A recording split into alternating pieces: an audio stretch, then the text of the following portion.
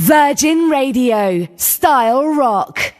Amici di Virgin Radio, è con enorme piacere che ho a che fare con uno dei più grandi protagonisti della musica attuale. C'è il 10° album in arrivo per i Muse, lui è Matt Bellamy. How's it going, man? Hey, good, yeah, how are you? I'm super happy to have the chance to talk to you about this 10th record. How much is challenging for you to reach that kind of milestone? It's interesting, really, because I think like the last two albums were probably more difficult, you know, because I was aware of like not trying to repeat myself and trying to do things new all the time. But this album came much easier because I don't know, I had some really interesting, unusual life experiences, some difficulties to get through, and music became like a savior for me again. It became something that I had to do. It became something that was an emotional catharsis, you know. So this album really feels like it reminds me of when I first made music when I was very young, when music was like something that I had to do to express myself because I had so many emotions and so many things to deal with. And so when you have like really unusual life experiences or difficulties, I'm surprised. It seems obvious, but it's been a while since I experienced it where making music became easy again. You know, making music just became like, I had all these songs, all these ideas, they came very quickly, you know. So this probably bring you back in the days of the very first recording, also in terms of mindset. So you felt that kind of energy, that kind of hungry spirit on songwriting. Yeah, it's unusual. Inspiration is unpredictable, you know, and this album I was hit with something, and it all became very clear to me. It was also embracing the unknown again, you know, because some of the last few albums were kind of dealing with like everyday issues like politics or things like this, whereas this album was more like, I don't know what my future is anymore. I don't know what my life is anymore. I'm seeking answers. I'm searching for answers. And I almost feel like the theme of the album is this thing which is inside all of us, which wants to find a higher power. You know, for some people that is a god. For some people that is like alien intelligence. For some people it's like AI or whatever. But this thing that we have inside us that wants to seek a higher power to find answers, that's really kind of the theme of the album, you know. So if you're looking for answers, obviously it means that you've been asked questions to yourself, to your crowd, maybe to your bandmates. So how did you choose this metaphor of the 1977 signal to tell this whole story? Yeah, so it was interesting because that was like 1977 was kind of the year that like Dom was born, I was born in 78, Chris, all of us were born around this time, you know, and one of my favorite films was the film Contact in the late 90s, which was based on one of my favorite books, which is Carl Sagan, Cosmos, and all this kind of stuff. So sort of linking all these things together, I was just thinking of, you know, what is this driving force inside me that wants to find answers? Why am I so interested in space? Why am I so interested in meeting, you know, or finding alien intelligence or something? I realize it's kind of a driving force through everything that I've done in music, is this trying to find answers to the biggest unknown questions, you know. And I think that's also there's a strange thing, is that the wow signal came from the Sagittarius constellation, and Dom and Chris are both Sagittarius, and my wife, which I'm separated from, is Sagittarius. So there was something about that I found to be fascinating, that all of the people that sort of the closest people in my life are all from this kind of same star system. And if we consider 1977 again, it's like a life-changing moment. Elvis died in 1977. The punk rock rise in 1977. Star Wars came out in 1977. Yeah, of course, yeah. So a lot of connection on that, and a lot of connection on the future, if we consider that wow signal.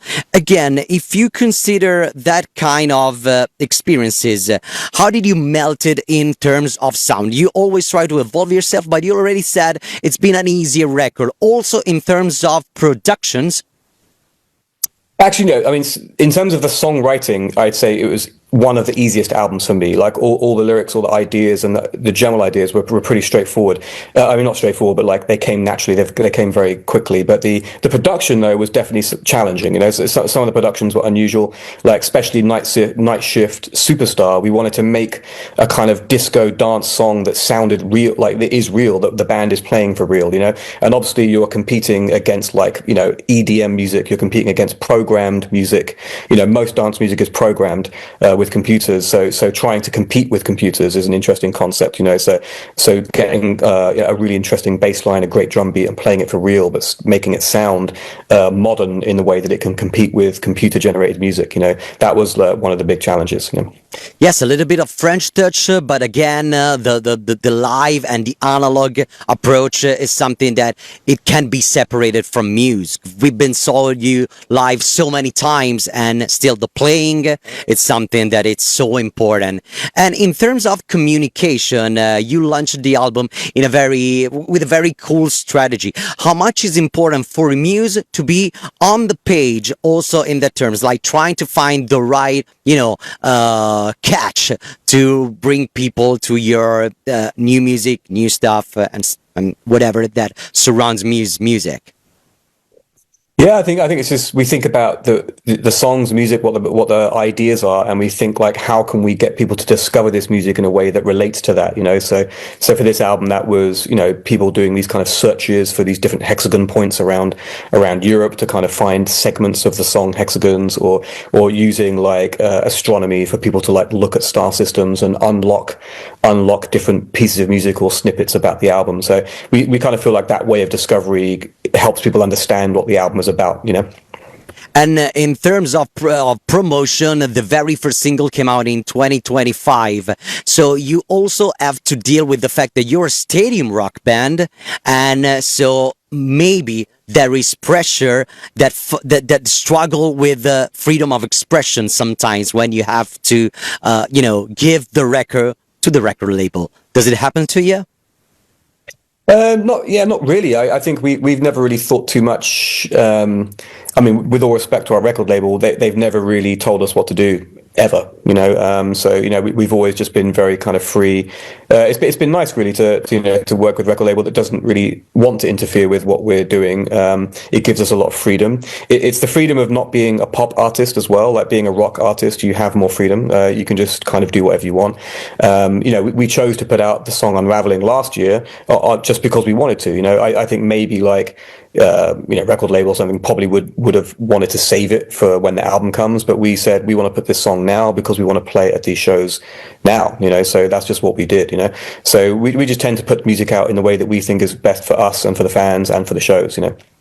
Do you actually miss the very first years of your career when you were able to also perform in smaller club, or now the sound is so huge and so big that it deserves its own spaces? Yeah, we did a show in Brixton Academy in London about a month ago where we played Be With You and Cryogen for the first time, and that was the first time we played this kind of smaller venues for 25 years, you know. So it was nice to kind of remember that feeling of what it is to play just the music and just have an intimate relationship with the audience, and without all of the visuals and all the screens and lasers and everything, you know. So sometimes it's nice to remind yourself of that feeling of like what it is to be just music and just the fans, you know. But I do love the stadium shows. I mean, I love the big, huge shows. As an artist, it's great to have the chance to express yourself in other ways, not just music. You know, so with videos, with lighting and lasers and all this kind of stuff. You know, all of these special effects. The band is directly involved in, and it's a great chance to express ourselves outside of just music. The very last question. The last time we met, we were talking about the fact that probably some of your records could be translated into another media. You talk about the fact that probably was something connected with Muse, transform music into something theatrical or like musical or something like that. Graphic novels, I know you're a fan of that. If we have to consider the wow signal, how would you translate it into something that it's not live music? Yeah, I think, well, the closest thing would be like a kind of sci-fi film like Contact or something, you know? I think some of our previous albums have probably could be associated with like books by George Orwell, like 1984 or something. So I like the idea of that one day we do like a musical, a theatrical musical where we weave some of our songs together with a narrative. And it would be somewhere between like, 1984 and like, Carl Sagan or like, Interstellar or something. I think it'd be kind of in that kind of sci-fi dystopian realm, That will be great. Matt, it's always a pleasure to talk to you. It's always quality music, quality talking. So thank you so much for your time.